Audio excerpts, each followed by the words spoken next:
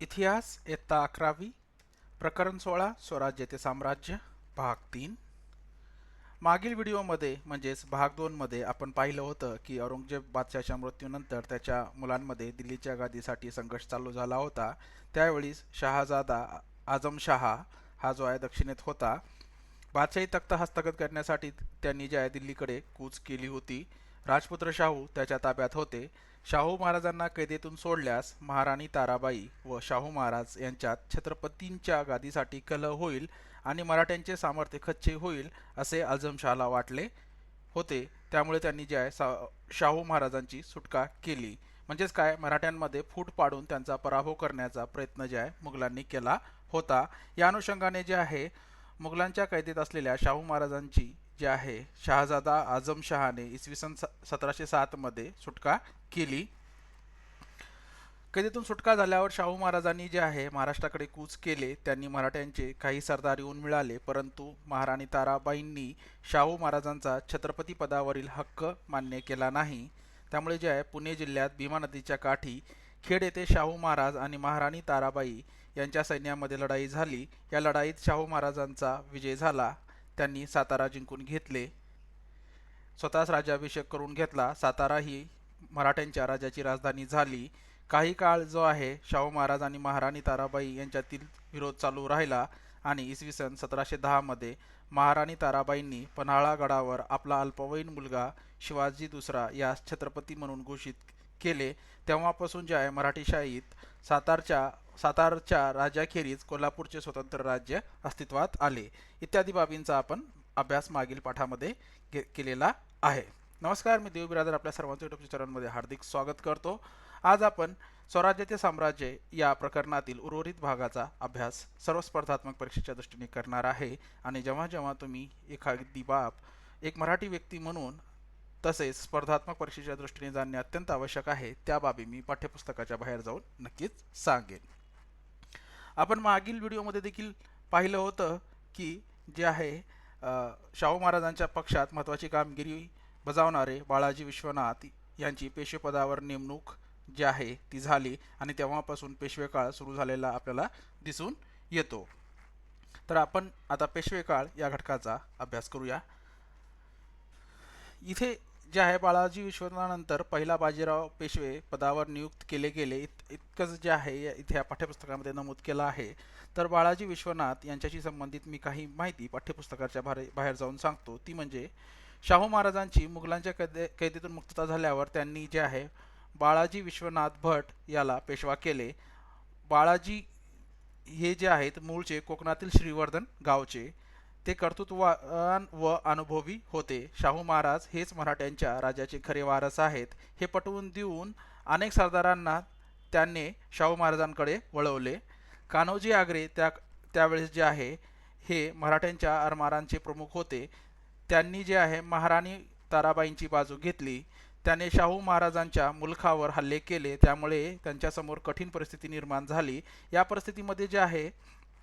परिस्थितीमध्ये त्यांनी बाळाजीला म्हणजेच काय शाहू महाराजांनी बाळाजीला कान्होजी आंग्रेंविरुद्ध पाठवले आणि बाळाजीने जे आहे युद्ध टाळून मुत्सद्देगिरीने जे आहे कान्होजीस शाहू महाराजांकडे वळवले होते.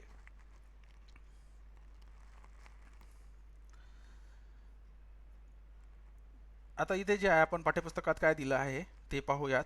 त्याच्या अगोदर जे आहे चौथाई सरदेशमुखीची सनद काय आहे हा देखील एक घटक जाणणे महत्त्वाचा आहे. ती म्हणजे शाहू महाराजांचे आसन महाराष्ट्रात बळकट केल्यानंतर जे आहे बाळाजीने आपले लक्ष उत्तरेकडील राजकारणाकडे वळवले होते. औरंगजेब बादशाहच्या मृत्यूनंतर जे आहे दिल्ली दरबारात दुही व गोंधळ निर्माण झाला होता. तेथे सईद बंधू अब्दुल्ला हसन व हुसेन अली याचे वर्चस्व निर्माण झाले होते. त्याच्या मदतीने जे आहे बाळाजीने जे आहे इसवी सन 1719 मध्ये मुघल बादशाहकडून दख्खनच्या मुघल प्रदेशातून काही ठिकाणी चौथाई तर काही ठिकाणी सरदेशमुखी वसूल करण्याच्या सनदा मिळवल्या होत्या. चौथाई म्हणजेच काय, महसुली उत्पन्नाचा 1/4 भाग, तर सरदेशमुखी म्हणजे 1 भाग होय. पहिला बाजीराव ज्याच्याबद्दल आता आपण थोडक्यात माहिती जाणून घेऊयात. जे आहे शाहू महाराजांनी बाळाजी विश्वनाथाच्या मृत्यूनंतर त्याचा मुलगा बाजीराव पहिला याची जी आहे इसवी सन 1720 मध्ये पेशवेपदी नेमणूक केली. पेशवेपदाच्या 20 वर्षाच्या कालावधीत त्याने जे आहे मराठ्यांच्या सत्तेचा विस्तार घडवून आणला होता. त्याच्या कारकिर्दीत मराठी साम्राज्याचा विस्तार माळवा, राजस्थान, बुंदेलखंड मध्ये झाला. त्यांनी जे आहे निजामाला जे आहे नामोहरण केले. मुघल बादशाह फारुख सियर याने जे आहे निजाम उल मुल्क याची दख्खनचा सुभेदार म्हणून नेमणूक केली होती. इसवी सन 1713 मध्ये निजामाने जे आहे हैदराबाद येथे आपले वेगळे अस्तित्व निर्माण करण्याचा प्रयत्न केला. बादशहाने जे आहे मराठ्यांना दक्षिणेच्या मुघल सुभ्यातून चौथाई सरदेशमुखी वसूल करण्याचे अधिकार दिले होते. याला मात्र जे आहे निजामाने विरोध केला होता. त्याने जे आहे पुणे परांगणाचा काही भाग जिंकून घेतला. बाजीरावाने जे आहे निजामाला शह देण्याचे ठरवले. त्याने जे आहे निजामाचा औरंगाबाद जवळ पालखेड येथे पराभव केला. तेव्हा त्यांनी जे आहे मराठ्यांचा चौथाई सरदेशमुखी वसूल करण्याचा हक्क मान्य केला. मुघल सत्ता कमकुवत झालेली असल्याने उत्तरेला जे आहे सत्ता विस्तार करण्यास अधिक वाव आहे हे बाजीरावाने ओळखले होते. शाहू महाराजांनी त्याच्या धोरणाला पाठिंबा दिला होता. आजच्या मध्य प्रदेशातील माळवा हा जो भाग आहे मुघलांच्या ताब्यात होता. बाजीरावाने आपला भाऊ चिमाजी अप्पा यांच्या नेतृत्वाखाली मल्हारराव होळकर, राणोजी शिंदे आणि उदाजी पवार यांना माळव्यात पाठवले. तेथे त्यांनी जे आहे आपले ठाणी मजबूत केली.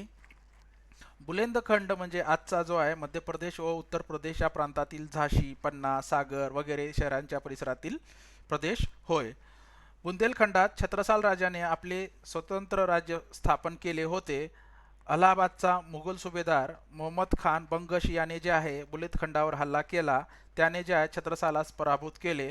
तेव्हा छत्रसालाने जे आहे बाजीरावाला मदतीची विनंती केली. बाजीराव मोठी फौज घेऊन जे आहे बुलंदखंडात गेले. त्यांनी जे आहे बंगशाला पराभूत केले. छत्रसालने बाजीरावाचा मोठा सन्मान केला. अशा रीतीने जे आहे माळवा व बुंदेलखंड येथे मराठ्यांनी जे आहे आपले वर्चस्व प्रस्थापित केले. छत्रसालाने जे आहे मदतीकरता बाजीरावाला पत्र लिहिले आणि त्यात लिहिले होते की जो गत आ गजेंद्री की वह गत आई है आज, बाजी जान बुंदेल की बाजी रखो लाज. मग म्हणजेच काय तर मगरीने पाय धरलेल्या गजेंद्रासारखी माझी स्थिती झाली आहे. मी आता मोठ्या संकटात आहे. आता माझी लाज राखणारा तूच आहेस. बाजीरावाने बादशाहकडे जे आहे माळव्याच्या सुभेदारीची मागणी केली. त्यांनी ही मागणी अमान्य केली. म्हणून जे आहे बाजीरावाने जे आहे मार्च 1737 मध्ये दिल्लीवर स्वारी करण्याच्या उद्देशाने दिल्लीच्या सीमेवर जाऊन धडकले आणि जे आहे बाजीरावाच्या स्वारीमुळे जे आहे बादशाह अस्वस्थ झाला. त्याने जे आहे निजामाला दिल्लीच्या रक्षणासाठी बोलावून घेतले. प्रचंड फौजेनेशी निजाम जे आहे बाजीरावांविरुद्ध चालून गेला. रावाने भोपाळ येथे जे आहे निजामाचा पराभव केला. निजामाने जे आहे मराठ्यांना माळव्याच्या सुभेदारीची सनद बादशाहकडून मिळवून देण्याचे मान्य केले. आणि पहिल्या बाजीरावाच्या कालखंडातील आणखी काही घटना ज्या आहेत त्या तुम्हाला सांगतो, ज्या स्पर्धात्मक परीक्षेच्या दृष्टीने अत्यंत महत्त्वाच्या आहेत. ते म्हणजे पोर्तुगीजांचा पराभव. कोकण किनारपट्टीवरील वसई व ठाणे हे भाग जे आहेत पोर्तुगीजांच्या ताब्यात होते. पोर्तुगीज सत्ताधीश जे आहे प्रजेवर जुलूम करत बाजीरावाने आपला भाऊ चिमाजी अप्पा यास त्यांचे परिपत्य करण्यासाठी पाठवले. त्याने जे आहे ठाणे व आसपासचा प्रदेश जिंकून घेतला. त्यानंतर इसवी सन 1739 मध्ये त्यांनी वसईच्या किल्ल्याला जो आहे वेढा घातला. तो किल्ला अतिशय मजबूत होता. पोर्तुगीजाजवळ प्रभावी तोफा होत्या.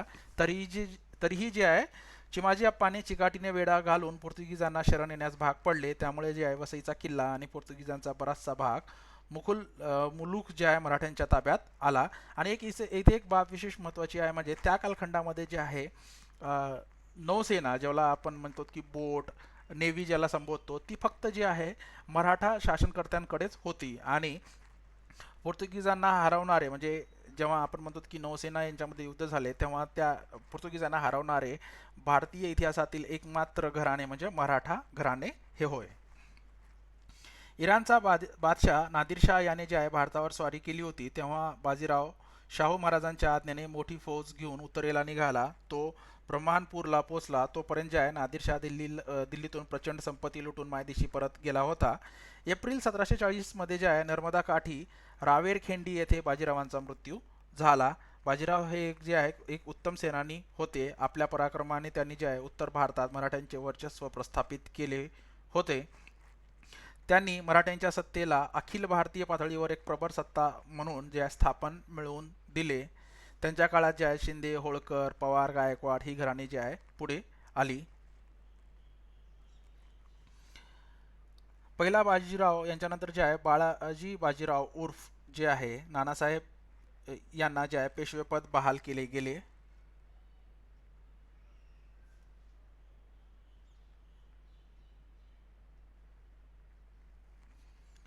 या काळात झालेल्या पानिपतच्या तिसऱ्या युद्धात जय मराठ्यांचा पराभव झाला. मराठ्यांची सत्ता जी आहे दुर्बल झाली. मराठी सत्तेची एक घडी पुन्हा बसवण्याचा प्रयत्न जे आहे माधवराव पेशव्यांनी केला.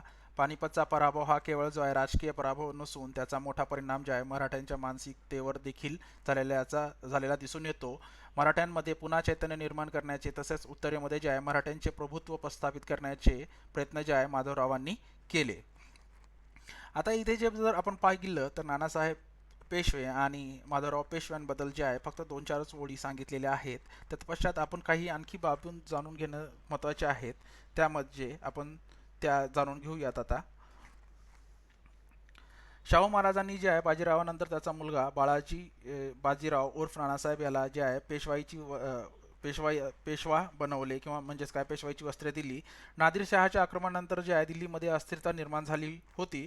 अशा परिस्थितीत उत्तरेमध्ये जे आहे मराठ्यांची सत्ता स्थिर करण्यासाठी त्याने प्रयत्न केले. या काळात जे आहे अहमदशाह अब्दालीने जे आहे पानिपतावर मराठ्यांच्या समोर आव्हान निर्माण केले होते. या अयोध्या प्रांताच्या उत्तर पश्चिमेस लागून हिमालयाच्या पायथ्याशी असलेला प्रदेश 18व्या शतकात जे आहे रोहिलखंड या नावाने संबोधला जात असे. अफगाणिस्तानातून आलेले पठाण या भागात जे आहे स्थायिक झाले होते. या पठाणांना जे आहे रोहिले म्हणतात. याचा देखील आपण आढावा जे आहे येता 7वीच्या प्रकरणामध्ये देखील घेतलेला आहे. गंगा यमुना नद्यांच्या दोबाच्या प्रदेशात म्हणजे या दोन्ही नद्यांच्या मधील प्रदेशात त्यांनी धुमाकाळ घातला होता. त्यांचा बंदोबस्त करण्यासाठी अयोध्येच्या नवाबाने जे आहे मराठ्यांना पाचारण केले होते, म्हणजेच काय विनंती केली होती. मराठ्यांनी त्यांचा बंदोबस्त केला. अफगाणिस्तानचा बादशाह अहमदशाह अब्दाली याने जे आहे भारतातील संपत्तीचे आकर्षण होते. इसवी सन 1751 मध्ये त्याने पंजाबवर आक्रमण केले.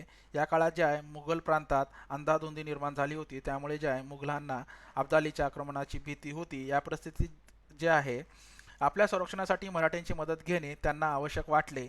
बादशाहला मराठ्यांचे सामर्थ्य आणि प्रामाणिकपणा याची खात्री पटली होती. दिल्लीच्या रक्षणार्थ मराठांनी एवढी दुसरी समर्थ सत्ताही त्या कालखंडामध्ये नव्हती. त्यामुळे जे आहे बादशाहने जे आहे इसवी सन 1752च्या एप्रिल महिन्यात जे आहे मराठ्यांशी एक करार केला. मराठ्यांनी या करारानुसार रोहिले, जाट, राजपूत, अफगाण आणि इत्यादी शत्रूंपासून मुघल सत्तेचे रक्षण करण्याचे मान्य केले.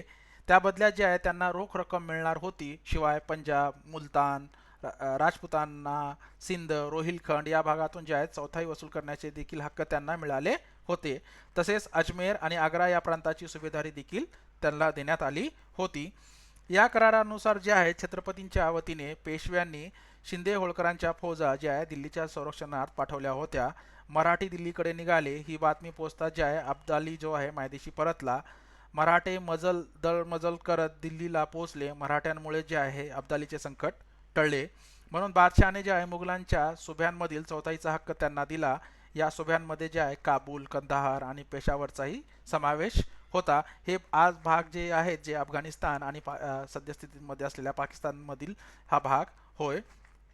हे सुभे पूर्वी जे आहे मुघल साम्राज्याचा भाग होते. आता ते अब्दालीच्या जे आहे अफगाणिस्तानमध्ये होते. करारानुसार जे आहे हे सुभे अब्दालीकडून जिंकून घेऊन परत मुघलांच्या राजाला जोडणे हे मराठ्यांचे जे आहे कर्तव्य ठरत होते. उलट जे आहे किमान पंजाबपर्यंत प्रदेश अफगाणच्या ज्या अंमलाखाली आणावा ही अब्दालीची इच्छा होती. त्यामुळे आज ना उद्या मराठे आणि अब्दाली यांच्यामध्ये संघर्ष होणे अटळ होते. नानासाहेब पेशव्यांचा भाऊ रघुनाथराव हा जयाप्पा शिंदे व मल्हारराव होळकर यांना बरोबर घेऊन जे आहे उत्तर भारतात अब्दालीशी मुकाबला करण्यासाठी मोहिमेवर गेले होते. उत्तरेकडील जे आहे स्थानिक सत्ताधिकाऱ्यांच्या दृष्टिकोनातून दक्षिणेतील मराठे हे त्यांचे स्पर्धक ठरले. मराठ्यांचा व्यापक दृष्टिकोन लक्षात न घेता मराठ्यांना मदत करण्याऐवजी ते जे आहे तटस्थ राहिले. मराठ्यांचे दिल्ली दरबारातील वर्चस्व व हस्तक्षेप त्यांना जे आहे रुचत नव्हते. मात्र सूरजमल जाट व राणी किशोरी यांनी जे आहे पानिपतावरील युद्धात जखमी झालेल्या मराठ्यांना जे आहे मदत केली. ही नावे जी आहेत अतिशय महत्त्वाची आहेत स्पर्धात्मक परीक्षेच्या दृष्टीने, जसे की सूरजमल जाट व राणी किशोरी. त्याचप्रमाणे जे आहे उत्तरेतील काही कट्टरपंथीय मराठ्यांकडे परधर्मीय म्हणून पाहत होते, त्यांनाही जे आहे मराठ्यांचा व्यापक दृष्टिकोन समजून न घेता मराठ्यांचे वर्चस्व कमी व्हावे म्हणून जे आहे अब्दालीला हिंदुस्थानावर आक्रमण करण्याचा आग्रह केला. अब्दाली मराठ्यांचा पराभव करून त्यांना दक्षिणेत नर्मदा पार हुसकावून देईल अशी त्यांना अपेक्षा होती. नबीब खान हा जो आहे रोहिल्यांचा सरदार होता. उत्तर भारतातील मराठ्यांचे वर्चस्व त्याला सहन होत नव्हते. नजीब खानच्या सांगण्यावरून जे आहे अब्दाली जो आहे भारतावर पुन्हा स्वारी केली. ही त्याची जी आहे भारतावरील 5वी स्वारी होती. त्यांनी जे आहे दिल्ली जिंकून घेतली. मोठी लूट करून तो अफगाणिस्तानला परत गेला.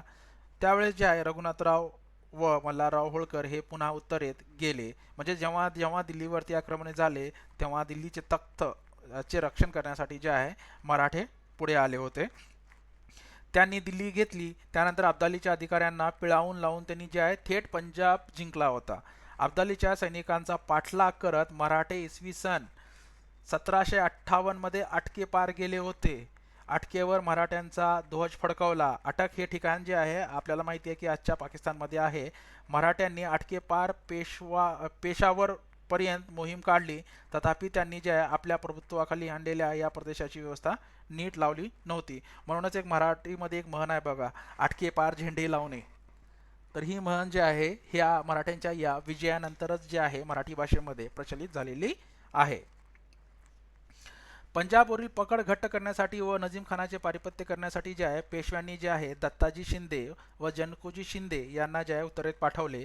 दत्ताजी उत्तरेत गेले.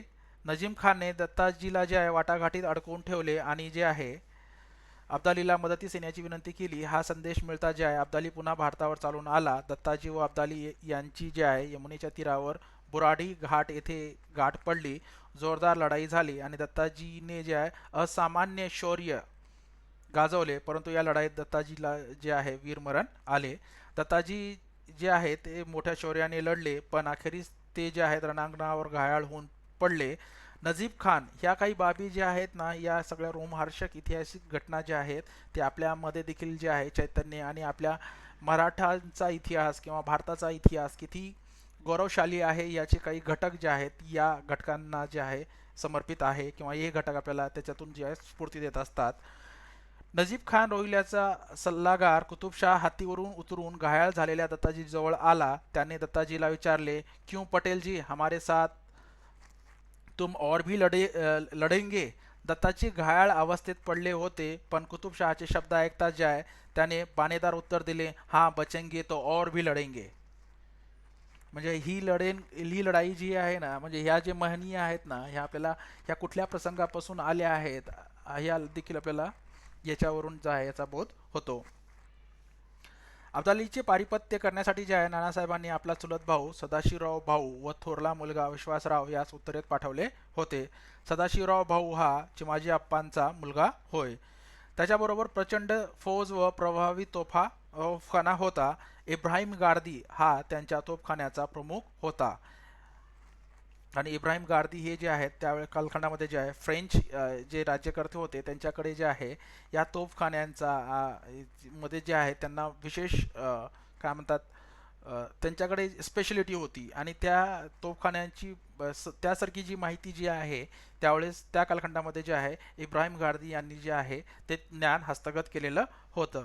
या तोफखान्याच्या जोरावर जे आहे इब्राहिम गार्दीने जे आहे इसवी सन 1760 मध्ये लातूर जिल्ह्यातील उदगीरच्या लढाईत निजामांचा पराभव केला होता.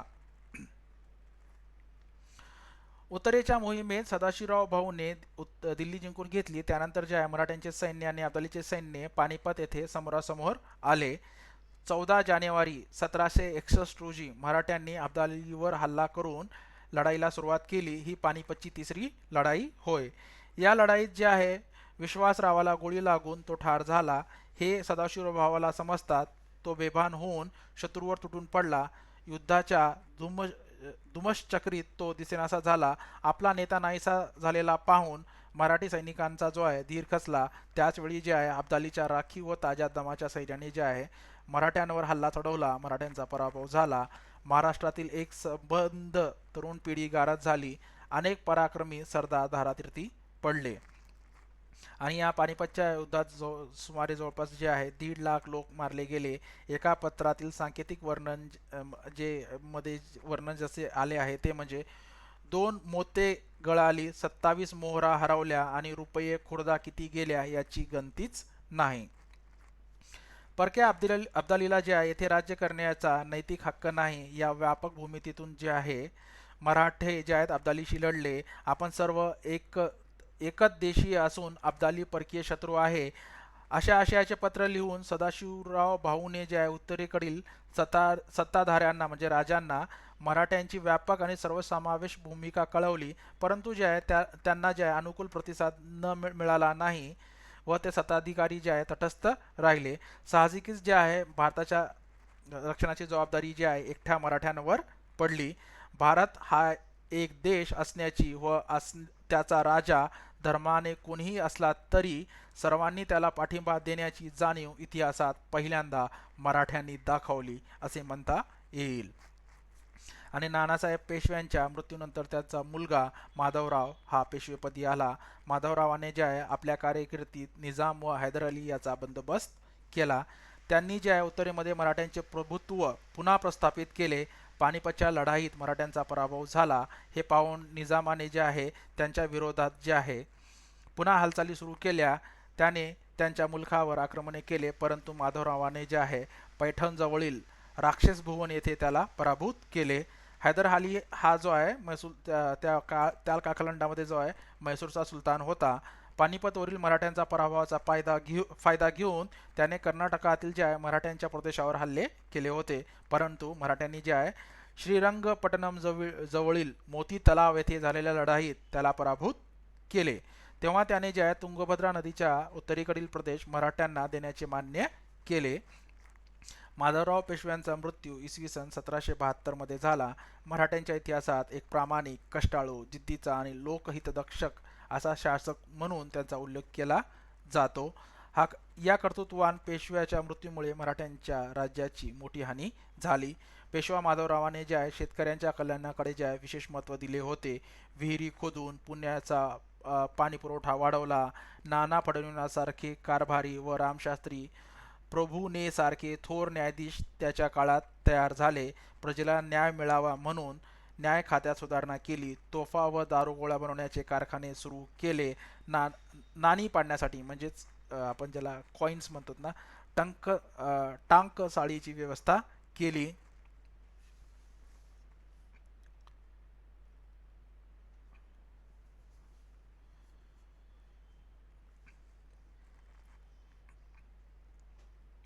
पानिपतचा मोठा पराभव पचून उत्तरेच्या राजकारणात धैर्याने उभे राहण्यात मराठे यशस्वी झाले. ही बाब अत्यंत महत्त्वाची होती. यामध्ये जय मल्हारराव होळकर, अहिल्याबाई होळकर, रघुजी भोसले, महादजी शिंदे, नाना फडणवीस यांचा मोठा वाटा होता. मल्हारराव हे इंदोरच्या घराण्याचे संस्थापक होते. त्यांनी जे आहे दीर्घकाळ मराठी राज्याची सेवा केली. गनिमी काव्याच्या युद्ध पद्धतीत ते जे आहे ते निशांत होते. पहिला बाजीराव व नानासाहेब पेशवा याच्या काळात त्यांनी ज्या उत्तरेत पराक्रम गाजवला. माळव्यात आणि राजपुतान्यात मराठ्यांचे वर्चस्व प्रस्थापित करण्यात त्यांचा मोठा हात होता.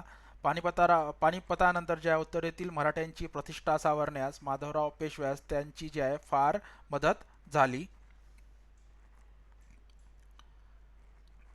मल्हाररावांचा पुत्र खंडेराव याच्या मृत्यूनंतर त्याच्या तत्पश्चात जे आहे मराठी सत्तेचा विस्तार जो आहे 1758 मध्ये कुठपर्यंत झाला होता याचं छायाचित्र जे आहे ते या पाठ्यपुस्तकात दिलेलं आहे. मल्हाररावांचा पुत्र खंडेराव याच्या मृत्यूनंतर जे आहे इंदोरच्या कारभाराची सूत्रे जे आहेत अहिल्यादेवी होळकर यांनी समर्थपणे सांभाळली. पुण्यश्लोक अहिल्यादेवी या ज्या आहेत मल्हाररावांचा पुत्र खंडेराव यांच्या पत्नी होत. खंडेरावांचा जे आहे कुंभेरीच्या युद्धात मृत्यू झाला होता. पुढे काही काळाने जे आहे मल्हारराव यांचे निधन झाले. त्यानंतर जे आहे इंदोरच्या कारभाराची सूत्रे जे आहेत पुण्यश्लोक अहिल्याबाईंच्या हाती आली. त्या थोर मुत्सद्दी आणि उत्कृष्ट प्रशासक होत्या. त्यांनी जे आहे नवे कायदे करून शेतसारा, करवसुली अशा गोष्टींची घडी बसवली. पडीक जमिनी लागवडीखाली आणणे, शेतकऱ्यांना विहिरी खोदून देणे, व्यापार उद्योगाला प्रोत्साहन देणे, तलाव तळी निर्माण करणे यासाठी त्या झटल्या. आणि यांच्या कालखंडाबद्दल सांगायची विशेष काही बाबी म्हणजे भारतात चारी दिशांना असलेल्या महत्त्वाच्या धर्मस्थळांवर त्यांनी मंदिरे, घाट, मठ, धर्मशाळा, पाणीपोई यांची जी आहे उभारणी केली. देशाच्या सांस्कृतिक ऐक्याचा त्यांचा हा प्रयत्न फार महत्त्वाचा होता. त्या स्वतः ज्या आहेत न्यायनिवाडे करत असत. त्या दानशूर आणि ग्रंथप्रेमी होत्या. त्यांनी जे आहे सुमारे 28 वर्ष समर्थपणे राज्याचा कारभार करून उत्तरेत मराठ्यांच्या सत्तेची प्रतिमा उंचावली. त्यांच्या कालखंडामध्ये जे आहे राज्यात शांतता व सुव्यवस्था निर्माण करून प्रजेला सुखी ठेवले होते. मराठेशाहीच्या उतरत्या काळात जे आहे यशवंतराव होळकर यांनी जे आहे राज्य वाचवण्याचा प्रयत्न केला होता. नागपूरकर भोसल्यांपैकी रघुजी भोसले हे सर्वात जे आहे कर्तबगार होते. त्यांनी पूर्व भारतात जे आहे बंगालपर्यंत मराठी सत्तेचा दरारा निर्माण केला होता. पानिपतच्या पराभवानंतर उत्तर भारतात मराठ्यांचे वर्चस्व आणि प्रतिष्ठा निर्माण करण्याची कामगिरी महादजी शिंदे यांनी केली. त्यांनी जे आहे फ्रेंच लष्करी तज्ज्ञाच्या मार्गदर्शनाखाली आपली फौज प्रशिक्षित केली आणि आपला तोफखाना सुसज्ज केला. महादजीने अतिशय प्रतिकूल परिस्थितीत मात करून मोठ्या जिद्दीने जे आहे इसवी सन 1771 ते 1794 या काळात ज्या दिल्लीचा कारभार सक्षमपणे पाहिला. माधवराव पेशव्यांच्या मृत्यूनंतर मराठ्यांच्या राज्याची घडी नाना फडणवीस आणि महादजी शिंदे यांनी बसवली. पेशवा माधवरावानंतर गादीवर आलेले नारायणराव आणि सवई माधवराव हे दोन्ही पेशवे अल्पायुष्य ठरले. त्यांच्या अकाली मृत्यूनंतर मात्र मराठ्यांच्या ज्या सत्तेचा राज सुरू झाला. या सुमारास ज्या मुघलांची सत्ता देखील दुर्बल झालेली होती. या परिस्थितीचा फायदा घेऊन ज्या इंग्रजांनी ज्या मराठ्याच्या राजकारणात शिरकाव केला. शेवटचा पेशवा दुसरा बाजीराव याच्या काळात ज्या आहे मराठा इंग्रजांमध्ये झालेल्या युद्धात जे आहे मराठ्यांची सत्ता पूर्ण नष्ट झाली आणि भारतावर जे आहे इंग्रजांची सत्ता प्रस्थापित झाली. इंग्रजांनी सर्व भारत जे आहे त्यांच्या आधिपत्याखाली आणला होता.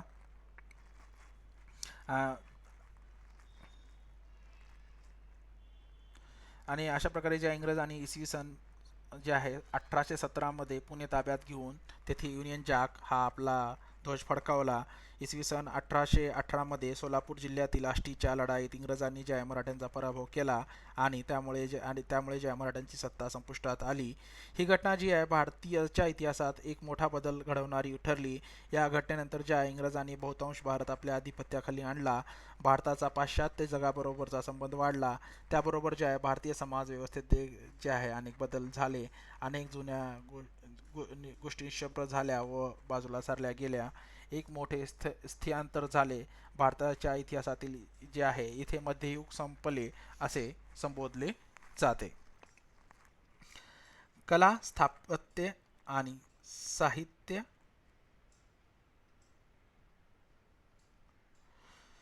सचित्र हस्तलिखित पोथ्या, पटचित्रे व चित्रित पत्रिका, लघुचित्रे आणि काचचित्रे या विविध स्वरूपात जे आहे मराठी चित्रकलेचा आविष्कार झालेला आढळतो.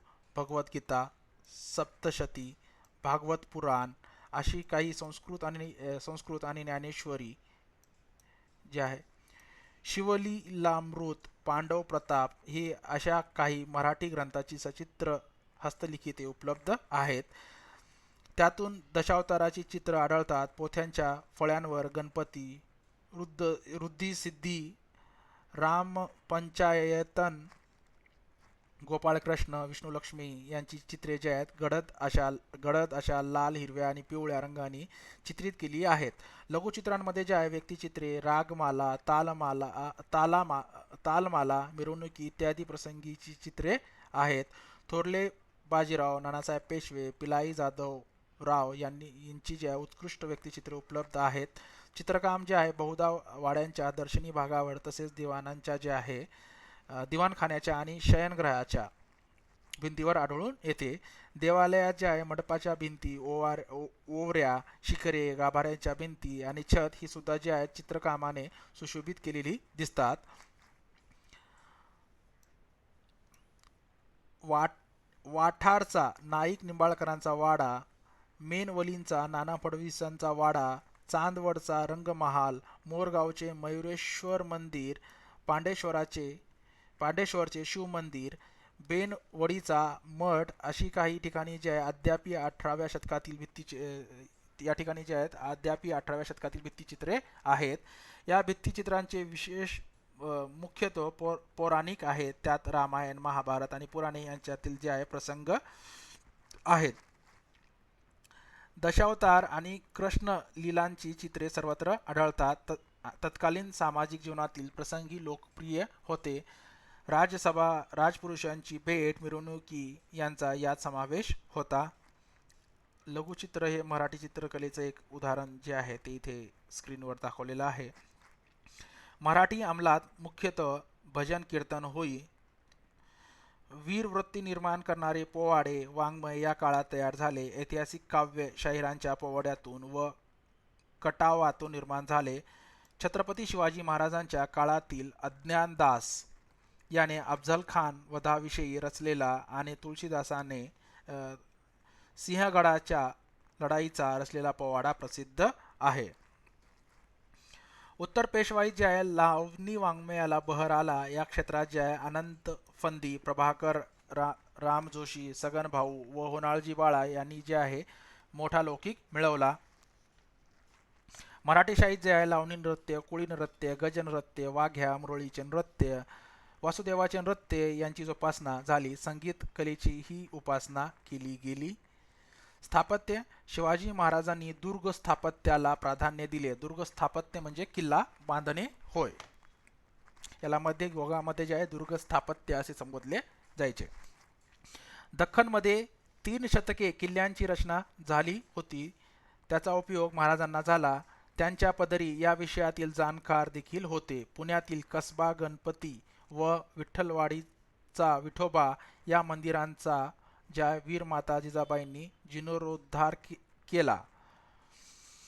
पेशवे काळात राज्यात संपन्नता आली आणि सर्व प्रकारच्या कलाशिल्पाला ज्या नवचैतन्य प्राप्त झाले. पुणे, सातारा, नाशिक या शहरांची वाढ झाली. सगळीकडे जे आहे फरसबंद रस्ते, दुतर्फा चिरेबंद वाडे, मधूनच कमानदार वेशी असे चित्र दिसू लागले.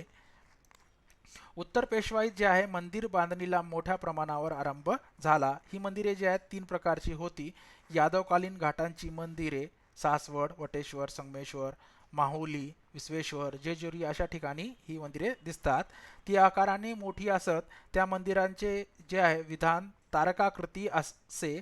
मंदिराचे जोते अनेक थरांनी बांधलेले जात होते व त्याला विविध नावे असत. शिखरांचे बांधकाम विटांचे असे व ते चुने गच्ची पद्धतीने केलेले असे. नाशिकचे काळाराम, गोराराम, सुंदरनारायण, त्र्यंबकेश्वर येथील महादेवाचे तसेच नेवाशाचे मोहिनीराज हे मंदिर जे आहे माळवा राजस्थानमधील मंदिरासारखी आहेत. या मंदिरांची संपूर्ण बांधणी दगडी होती. या मंदिरांमध्ये जे आहे इतर प्रकारच्या मंदिरांपेक्षा कोरीव काम अधिक आहे. तिसऱ्या प्रकारात जे आहे पुणे, सातारा, वाई यासारख्या ठिकाणी मंदिरांची बांधणी खास पद्धतीची होती. या पद्धतीच्या वैशिष्ट्यामध्ये जे आहे चौकोनी गाभारा, कमानींची व त्यासमोर लाकडी सभामंडप, गाभारा यांचा समावेश होतो. शिखर टप्प्याटप्प्याने निमुळते होत जाते. शिखरांवर लहान कोनाड्यांमधून जे आहे चुने गच्चीमध्ये मूर्तिकाम केलेले असून मूर्ती सुबक व उठावदार असतात. यामध्ये जे आहे विशेष करून दशावतार, देवदेवतांच्या मूर्ती, स्त्रिया व पुरुष यांच्या मूर्ती आहेत. दगडी दीपमाळा हे जे आहे हे मंदिरांचे एक खास वैशिष्ट्य होय. जेजुरी येथील दीपमाळा जे आहे शहाजी राजांनी बांधलेल्या आहेत.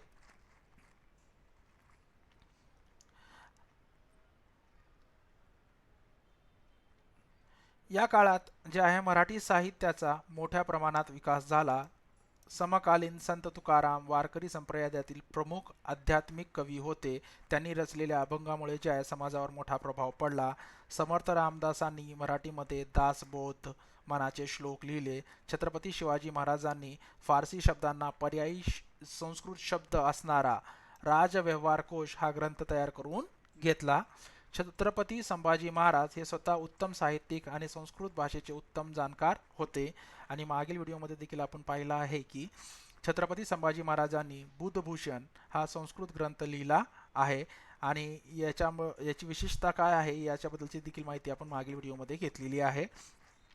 हा जो ग्रंथ आहे राजनीतीवरील प्राचीन भारतीय ग्रंथाचे अवलोकन करून त्याचे त्याच्यामध्ये सार आहेत. त्याचे सार संभाजी महाराजांनी जे आहे बुद्धभूषण या ग्रंथात मांडले. संभाजी महाराजांना ज्या संस्कृतसह अनेक भाषा अवगत होत्या. नायिका भेद, नख शिख आणि सात शतक हे ब्रज भाषेतील ग्रंथ त्यांनी लिहिले. महम्मद कासिम फेरिस्ता याने ज्या 12 खंडात गुलशने इब्राहिमी हा हिंदुस्थानचा इतिहास लिहिला. 18व्या शतकात जे आहे वामन पंडित यांनी यथार्थ दीपिका, रघुनाथ पंडित यांनी नल दमयंती स्वयंवर, श्रीहर नाझरेकर यांनी पांडव प्रताप, हरिविजय, रामविजय आणि मोरोपंत यांनी अनुवाद केलेल्या महाभारत यासारख्या अनेक सुप्रसिद्ध साहित्य कृती ज्या निर्माण झाल्या. ही नावं एखाद्या लेखकाने किंवा एखाद्या व्यक्तीने कुठला ग्रंथ लिहिला आहे आणि त्या ग्रंथाचा आशय काय आहे यावरती आयोग वारंवार प्रश्न विचारत आलेला आहे आणि विशेष करून महाराष्ट्राच्या इतिहासाच्या दृष्टीने हे घटक अत्यंत महत्त्वाचे आहेत. जुन्या मराठी ऐतिहासिक साहित्यातील ग्रंथामध्ये जे आहे बखर साहित्य महत्त्वपूर्ण आहे. शूरवीरांचे गुणगान, ऐतिहासिक घडामोडी, लढाया, थोर पुरुषांचे चरित्र यांविषयी लेखन आपणास बखरीत वाचायला मिळते आणि बखारीचे किती प्रकार होते याच्याबद्दल देखील जे आहे आपण याचा अभ्यास ऐतिहासिक साधने यांमध्ये केलेला आहे. सभासद बखर, भाऊसाहेबांची बखर, पानिपतची बखर ह्या काय ज्यात विशेष बखरी प्रसिद्ध आहेत. पेशवे काळात कृष्ण दयार्णव आणि श्रीधर हे प्रमुख कवी होते.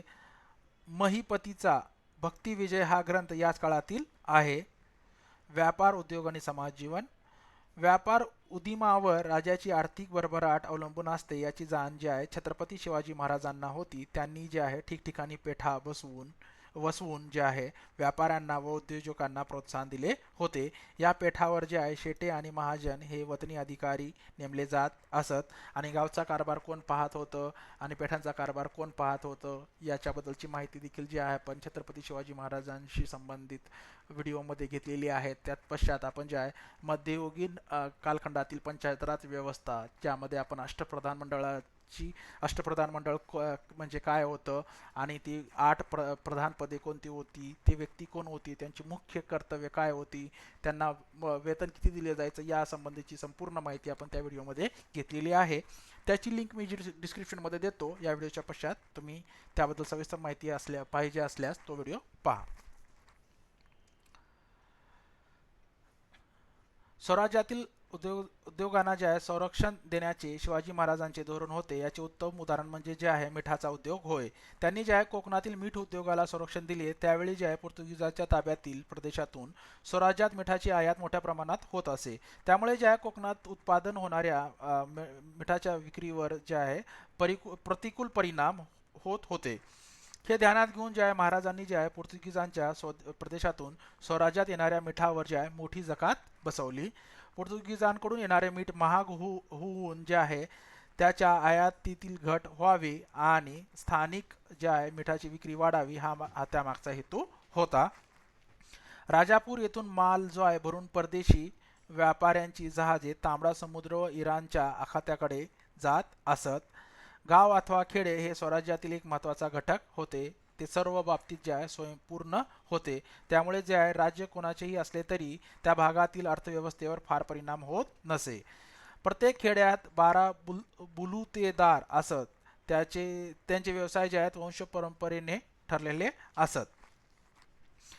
बुलुतेदारी पद्धतीमधील जे आहे प्रत्येक व्यवसायाला समाजात निश्चित एक असे स्थान होते. सोनार, लोहार, तांबट इत्यादी बुलुतेदार आपापला व्यवसाय जे आहे सांभाळत असत.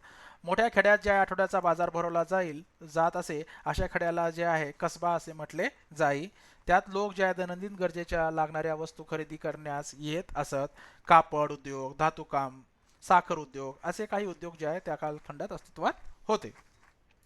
तत्कालीन महाराष्ट्रातील समाजात सरदार, वतनदार, बलुतेदार आणि रयत असे वर्ग होते.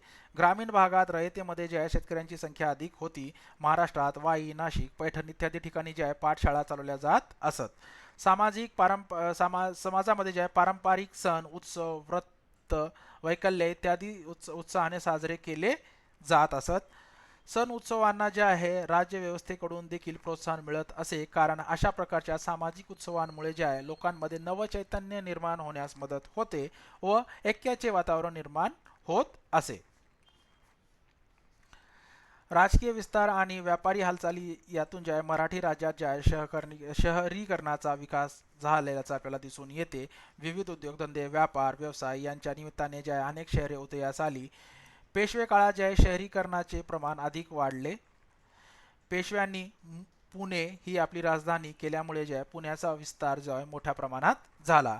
अनेक बाजारपेठांची संख्या वाढली. पुणे, इंदापूर, सासवड, जुन्नर, कल्याण, भिवंडी, वेंगुर्ला, पैठण, कोल्हापूर, सातारा, अहमदनगर, कोकणातील समुद्रकिनाऱ्यावरील अनेक लहान मोठी बंदरे ही जी आहेत व्यापार उद्योगाच्या निमित्ताने भरभराटीला आलेली होती. मराठ्यांच्या स्वराज्य स्थापनेपासून ते साम्राज्य विस्तारापर्यंतचा प्रवास हा मध्ययुगीन भारतातील महत्त्वाचा घटक आहे आणि मराठ्यांची सत्ता संपुष्टात आली व इंग्रजांनी जे आहे बहुतांश भारत आपल्या अधिपत्याखाली आणला. अनेक क्षेत्रात जे आहे स्थितांतरे घडून आले. मध्ययुगातून जे आहे आधुनिक कालखंडाकडे जे आहे भारताची वाटचाल सुरू झाली. हा व्हिडिओ तुम्हाला कसा वाटला? या व्हिडिओमध्ये पाठ्यपुस्तकाच्या बाहेर जाऊन सांगितलेल्या नोट्स तुम्हाला किती उपयुक्त वाटल्या हे आम्हाला कमेंट बॉक्समध्ये कमेंट करून नक्की कळवा. आणि जर तुम्ही अजून आपल्या यूट्यूब चॅनलला सबस्क्राईब केलेलं नसाल तर सबस्क्राईब करायला आणि बेल आयकॉनला क्लिक करायला विसरू नका, जेणेकरून अशा उपयुक्त व्हिडिओची माहिती सर्वप्रथम आपल्यापर्यंत नोटिफिकेशन पुरवली जाईल. धन्यवाद.